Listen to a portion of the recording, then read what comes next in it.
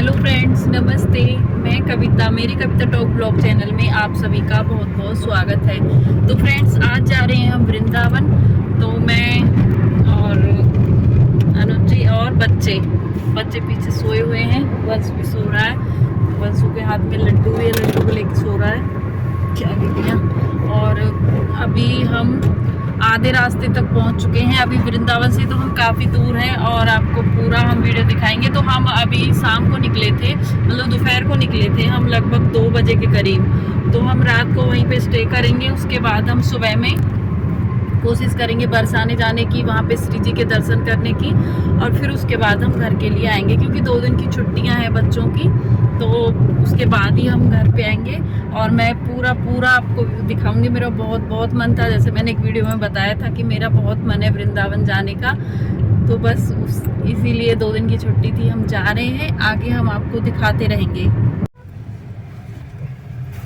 तो फ्रेंड्स, अभी हम वृंदावन में, मतलब वृंदावन के आधे धाम में पहुंच चुके हैं। यहाँ से छोटी छोटी शॉप स्टार्ट हो गई हैं। ये देखिए, खेत वगैरह हैं। मैं आपको यहाँ से भी दिखा रही हूँ। और यहाँ पे एक अच्छी चीज़ है कि जाम नहीं मिला, वरना जाम मिलता है ना तो बहुत टाइम लग जाता है। तो हमें इतना टाइम नहीं लगा यहाँ पे आने में। कुछ सालों में यहीं तक आ जाएगा वृंदावन। देखो, सारी दुकानें वगैरह बनने लगी हैं।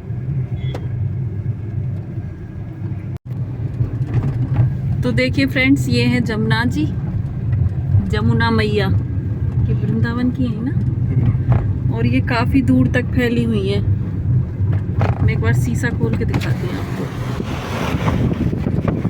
देखो, साफ पानी गिर रहा है। कुछ काम भी चल रहा है, स्कूल वगैरह बन रहा है ना। दोनों साइड को है, मतलब ये पुल है ही, तो इधर सबसे देखिए।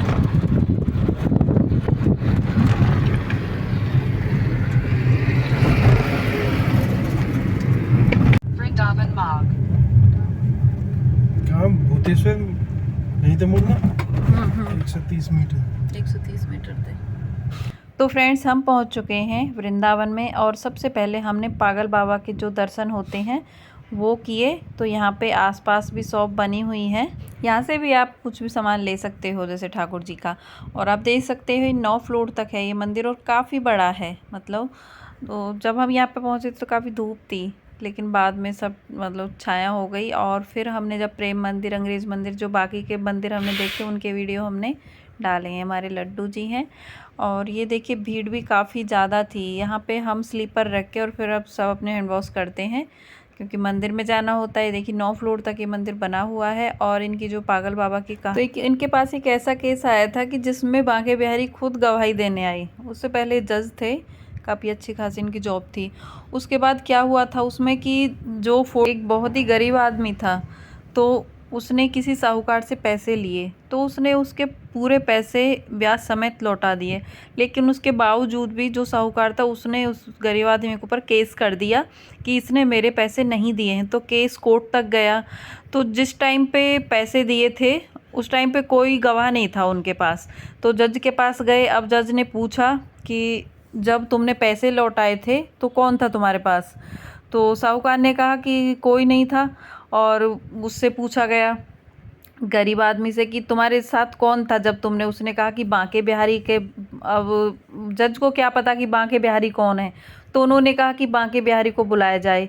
उन्होंने कहा कि वो तो वृंदावन में रहते हैं बांके बिहारी, तो उनके पास नोटिस भेजा गया। जज ने सोचा कि कोई मंदिर का पुजारी वगैरह होगा, उसका नाम बांके बिहारी होगा। तो जब वृंदावन ये नोटिस पहुंचा तो बांके बिहारी खुद एक बुजुर्ग के रूप में, मतलब उसमें गवाही देने आए। कटघरे में खड़ा भी किया जज ने। फिर उसके बाद जज ने सोचा कि ये जो बांके बिहारी हैं उनका फ़ोटो वगैरह निकाल के पूरे मंदिर वगैरह में पता किया कि ये कहाँ रहते हैं। तो सब ने बोल दिया कि मतलब ये यहाँ नहीं रहते हैं और ये नहीं है यहाँ के। तो जब जज को महसूस हुआ, मतलब फील हुआ कि ये तो खुद बांके बिहारी गवाही दे गए मेरे यहाँ आके, और मैंने उनसे प्रणाम भी नहीं किया, मैंने उनसे बैठने के लिए भी नहीं बोला, और ना ही मैंने उनसे कुछ पूछा। मतलब उसे बहुत अफसोस हुआ। उन्होंने उसी दिन अपनी जज की नौकरी छोड़ दी और वो वृंदावन में चले गए।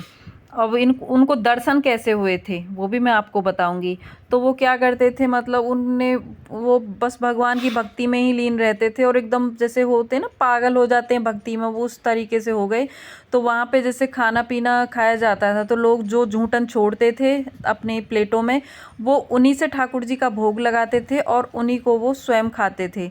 तो लेकिन ये बात लोगों को बहुत बुरी लगती थी, वो बहुत परेशान करते थे इस चीज़ के लिए कि आप हमारा जूठा कूटा ठाकुर जी को खिलाते हो। इस चीज़ के ऊपर उनको कई बार बहुत सुनना पड़ता था। तो लोगों ने एक प्लान बनाया कि अब आगे से हम अपनी थालियों में कुछ नहीं छोड़ा करेंगे, हम इसको पूरा मतलब साफ़ करके ही रखा करेंगे ताकि ये भगवान को हमारा झूठा भोग ना लगा सके। तो लोगों ने ऐसा ही करना शुरू किया। तो उन्होंने क्या किया कि उन्होंने सभी थालियों में से एक चावल का दाना बनाया और वो गलती से ठाकुर जी को भोग लगाना भूल गए और उन्होंने वो स्वयं खा लिया। मतलब मुंह में डाला ही था, खाया नहीं था।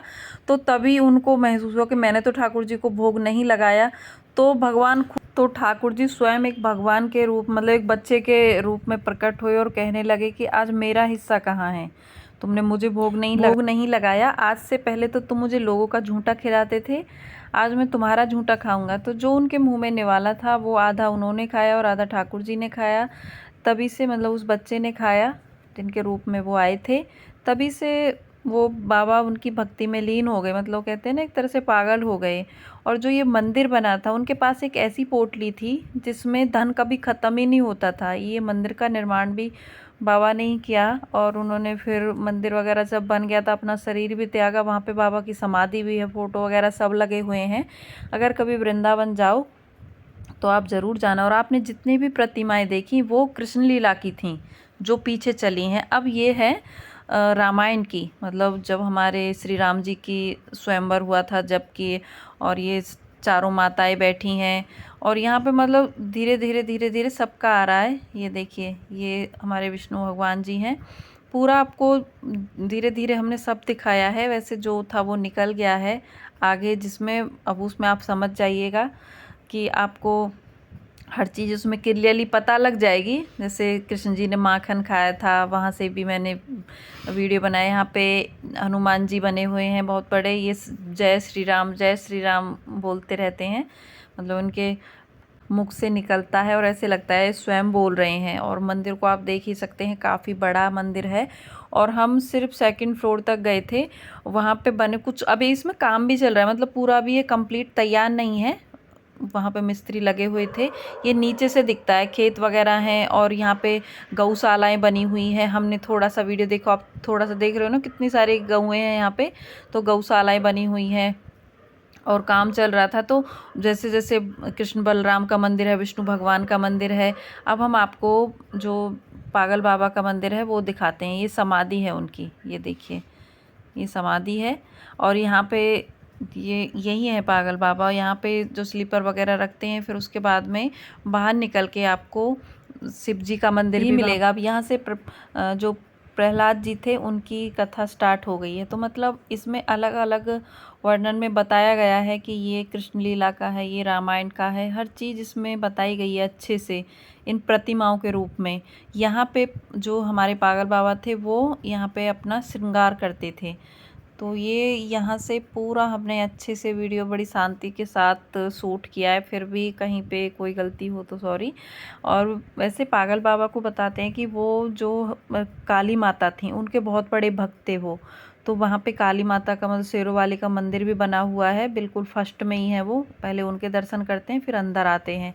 और पूरा शिव पार्वती का परिवार है वहाँ पे, मतलब कुंड बना हुआ है और वहाँ पे एक पानी का कुंड भी बना हुआ है। ये इसका पूरा मॉडल है, जो मंदिर बन के आएगा उसका ये पूरा मॉडल पहले से ही रेडी है। इन्होंने जिन्होंने ये मंदिर बनाया था उनके भी प्रतिमाएं बनी हुई हैं यहाँ पे। यहाँ पे स्वयं बाबा भजन करते हुए अपने शिष्यों के साथ। और नीचे भी पूरा वर्णन किया हुआ है, लिखा हुआ है, आप पढ़ के भी स्वयं समझ सकते हो। मतलब कुछ मुझे समझाने की ज़रूरत नहीं है, सब कुछ लिखा हुआ है इसमें, पूरी रामायण के बारे में, कृष्ण लीला के बारे में, हमारे श्री राम जी का स्वयंवर हुआ था उसके बारे में हर चीज़ लिखी हुई है नीचे। तो आप पढ़ पढ़ के भी यहाँ पे पूरा क्लियर अपना डाउट कर सकते हो। और बड़ा ही अच्छा मंदिर है। अभी थोड़ा काम चल रहा है बट हाँ हो जाएगा जल्दी रेडी, क्योंकि बड़े ज़ोरों तोरों से काम चल रहा था। यहाँ पे जो आप देख रहे हो ये सारे राक्षसों के बने हुए थे।